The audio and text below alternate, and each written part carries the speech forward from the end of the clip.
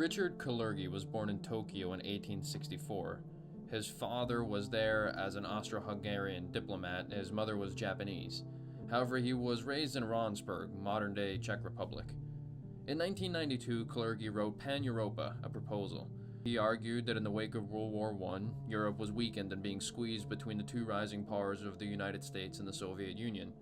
One of his main arguments was that if smaller European countries are to avoid becoming economically and politically subordinated, then they must let go of their nationalistic ideas and move toward becoming a federation of European states, analogous to the United States. In 1923, Kalergi launched the Pan-European Union, generally regarded as the first organized transnational attempt at European integration. The movement sought support from politicians, financiers, business leaders, and aristocrats, and they got it, a lot of it. Aristide Briand, the French foreign minister and later prime minister, was honorary president of the movement from the very beginning in 1923. Other notable members range from Charles de Gaulle to Otto von Bismarck.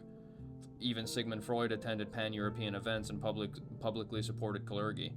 Einstein endorsed him publicly. Churchill even had a meeting with Kalergi in 1939, shortly before the war. In Churchill's famous 1946 post-war speech in Zurich, he specifically acknowledged Kalergi and the pan-European movement. According to Kalergi's own biography, in 1924 he began receiving funding for the pan-European movement. The main financier was Max Warburg, who he was introduced to by Louis Rothschild. Warburg pledged 60,000 gold marks over the course of 3 years to pay for things like salaries and the publishing house that Kalergi started for the movement.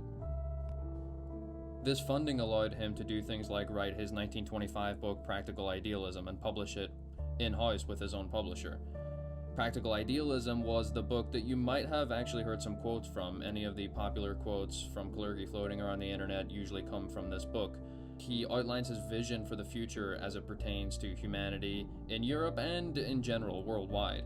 He argued for this thing called a new aristocracy, which was a future where, because of the decline of hereditary aristocracy, leadership would be decided by things like intelligence or character.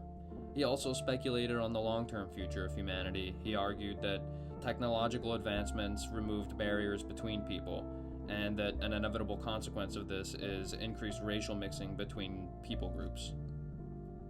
In 1947, Kalergi founded the European Parliamentary Union. The goal was to bring together parliamentarians from all over Europe to facilitate further European integration. 1951 saw the Treaty of Paris, which created the EU coal and steel community. This pooled together the coal and steel production of France, Germany, Italy, Belgium, the Netherlands, and Luxembourg. By 1973, the UK, Ireland, and Denmark joined. 1979 marked the creation of the European Parliament, and by 1992, the modern European Union was formed with the signing of the Maastricht Treaty.